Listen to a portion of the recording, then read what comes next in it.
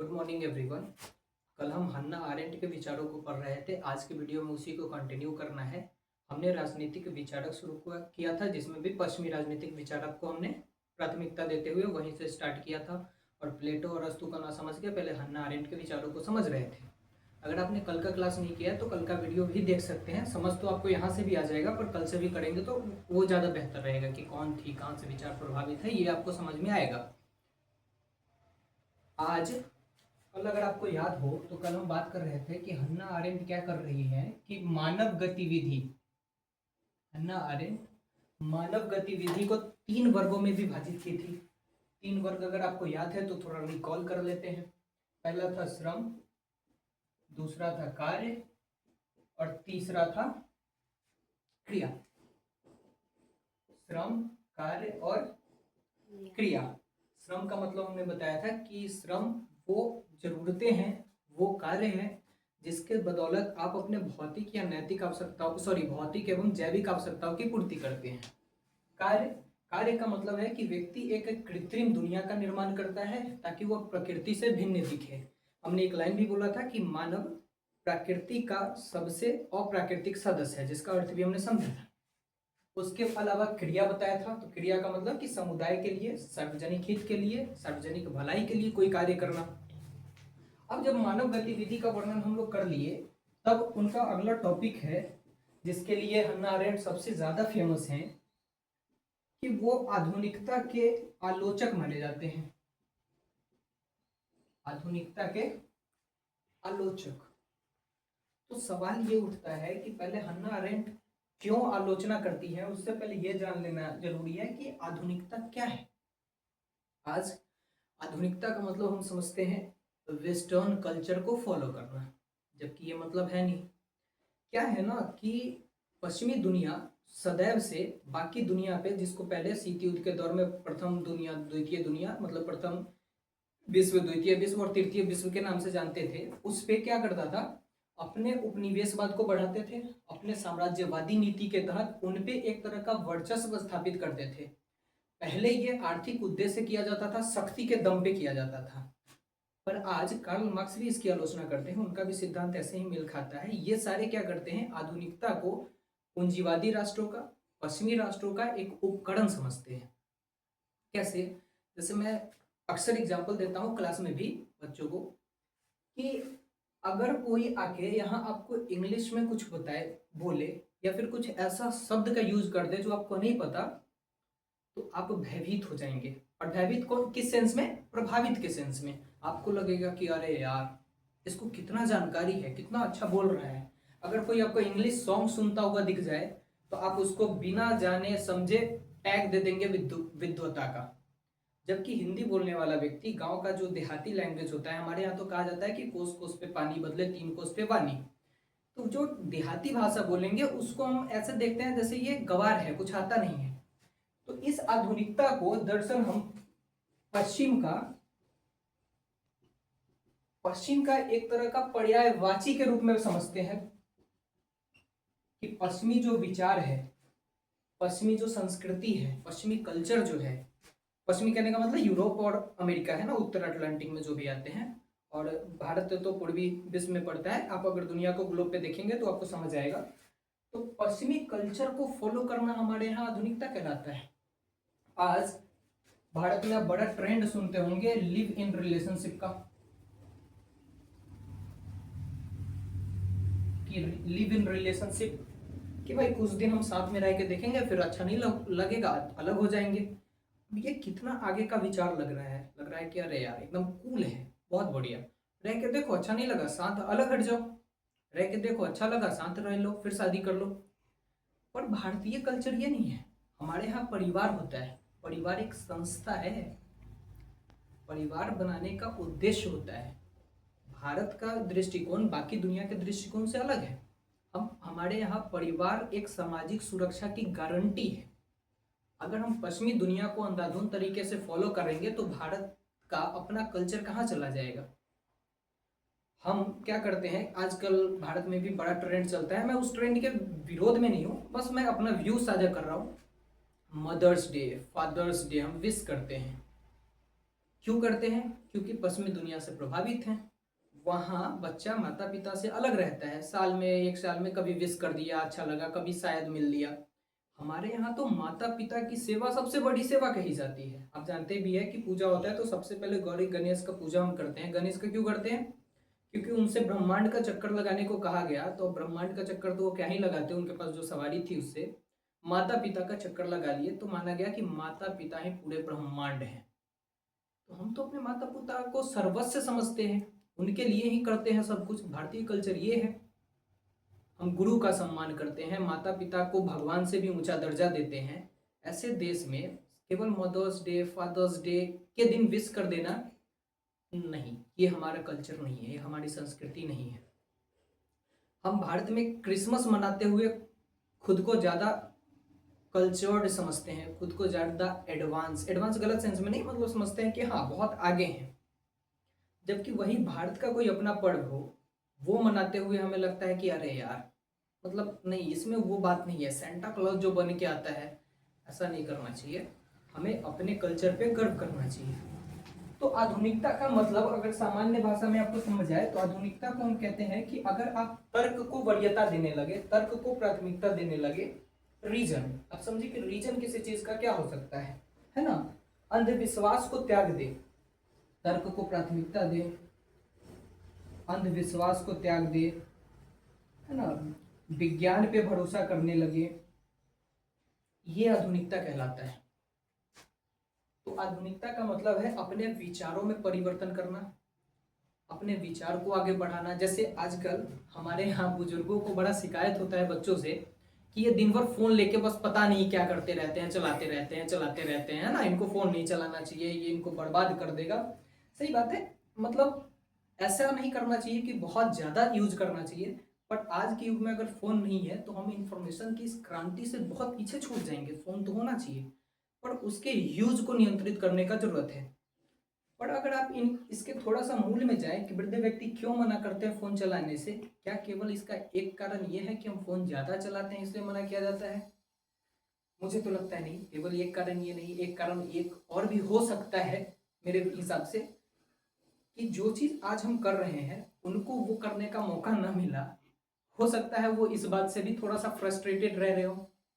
अगर उनके समय में भी ये आ गया रहता तो वो भी इससे अछूते नहीं रहते, वो भी यूज करते। तो आधुनिकता का मतलब है टेक्नोलॉजी का ज्ञान, तर्क पे आधारित विद्या होनी चाहिए, है ना। हम विज्ञान को प्राथमिकता देंगे, अंधविश्वासों का त्याग कर देंगे। भूत, पता नहीं भूत कुछ नेगेटिव एनर्जी होती होगी, पर इस नाम पे ऐसा देखा भी गया है हमारे समाजों में कि बहुत सी महिलाओं को डाइन कह के मारा जाता है, पीटा जाता है, पीट दिया जाता है। ये क्या है? अंधविश्वास। अगर आप भारतीय इतिहास को पढ़े होंगे, जैसा कि आप पढ़े ही होंगे, तो उसमें सती प्रथा का कंसेप्ट आता था कि अगर किसी महिला के पति का डेथ हो जाए तो उस महिला को उसके पति के साथ जिंदा जला दिया जाता था। अब ये क्या है? ये, इसको आप आधुनिक विचार कहेंगे? नहीं, ये परंपरागत विचार है जो कि रूढ़िवादिता पर आधारित है और जिसका इसका तर्क से कोई लेन देन नहीं है। क्यों ऐसा किया जाना चाहिए? जबकि एक महिला का अगर डेथ हो जाए तो उसके पति का दोबारा शादी कर दिया जाता है। पुरुष के मामले में तो, इस मामले में हम दिखते हैं कि हम थोड़ा सा बायस्ड हैं, है ना, पुरुष के पक्ष में झुके हुए नजर आते हैं। तो आधुनिकता का मतलब ये होता है। पर हन्ना अरेंट कह रही है कि हम आधुनिकता के आलोचक हैं। तो अगर आधुनिकता का मतलब ये लिया जाए तो इसका आलोचक होना तो हन्ना अरेंट का विचार नहीं होगा। समझ में आ रहा है? क्लियर? तो क्या विचार होगा? तो थोड़ा सा अगर समझने का प्रयास करें कि आधुनिकता का मतलब क्या, वो समझ के इसकी आलोचना कर रही हैं, तो आपको क्लियर होगा कि वो कह रही है कि आज आधुनिकता का मतलब दरअसल तर्क और विज्ञान नहीं है। आज आधुनिकता का मतलब समझा जा रहा है भौतिकवाद को। भौतिकवाद का जो संस्कृति है ना, भौतिकवादी संस्कृति, जिसका मतलब क्या है कि हमें इस भौतिक दुनिया में केवल सुख चाहिए, अधिक से अधिक भौतिक सुखों को प्राप्त करने का प्रयास करना है। जैसे लग्जरी कार, लग्जरी हाउस चाहिए, महंगा घड़ी चाहिए, है ना, दिखाना हो थोड़ा सा, शो ऑफ जिसको कह सकते हैं, है ना। कार्ल मार्क्स तो इसका प्योर विरोधी है, हन्ना अरेंट भी जो विरोधी है। ये कहती है आधुनिकता को आज हम भौतिक संस्कृति से, भौतिकवादी संस्कृति से मिक्स कर दिए हैं, उन दोनों को एक समझ रहे हैं। अगर आप भारतीय दर्शन पढ़ेंगे तो उसमें भी आपको एक दर्शन देखने को मिलेगा, चार्वाक, घोर भौतिकवादी। ये कहता है कि दुनिया में एकमात्र ही जन्म हुआ है आपका, इसके बाद कोई पुनर्जन्म नहीं होता, कोई आत्मा नहीं होती। एक बार आपका जन्म हुआ और जिस दिन आपका सांस खत्म हुआ, टूटा, उसके बाद आपका पूर्णतः अस्तित्व समाप्त हो जाएगा। यह है चार्वाक दर्शन।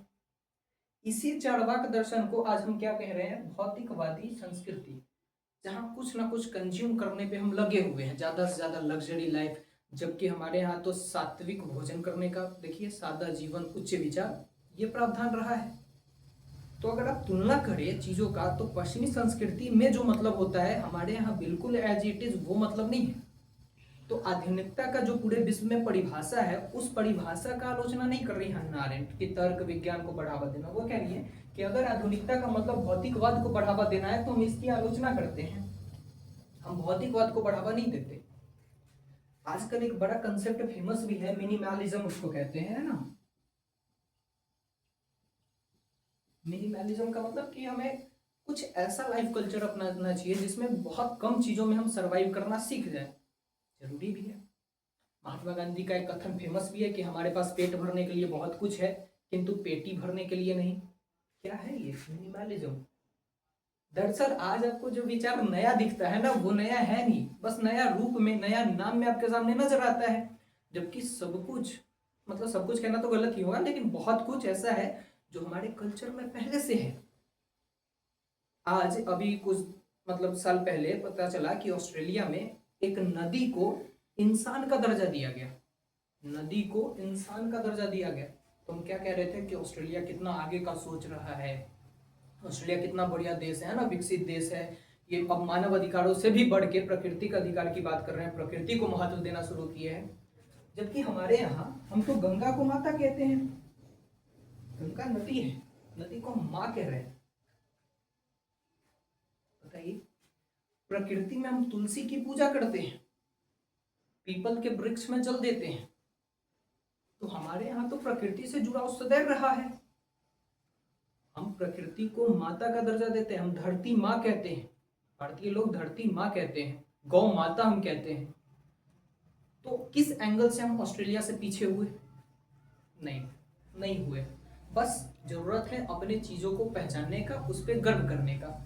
तो जिस आधुनिकता की आलोचना कर रही है हन्ना अरेंट, उसका मतलब है कि वो भौतिकवादी संस्कृति को चाहती है कि प्रमोट ना करे, वो इस कल्चर के विरोधी है।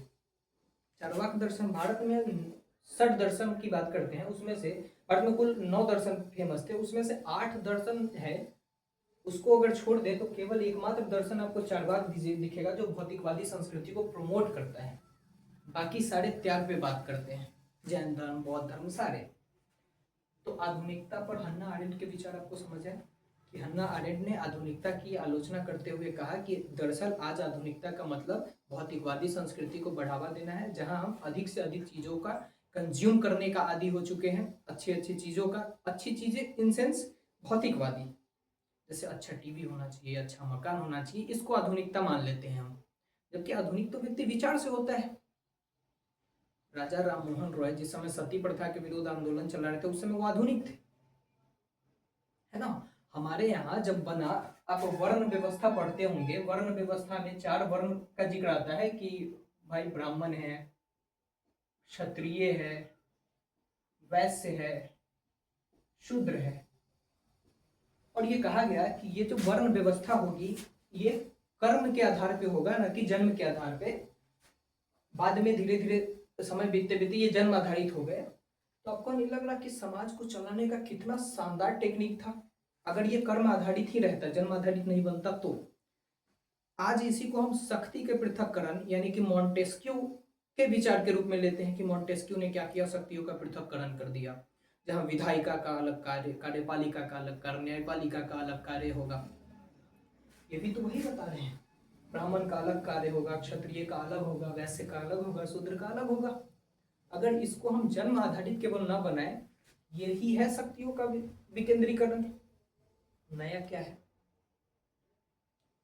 इसीलिए कह रहे हैं आधुनिकता का मतलब केवल ये नहीं है कि आज हम जो चीज सुन रहे हैं वो, आज हमारे पास कंप्यूटर है तो हमारे पास अगर कंप्यूटर होगा तो हम खुद को आधुनिक समझेंगे, जरूरत नहीं है, मतलब ऐसा जरूरी नहीं है।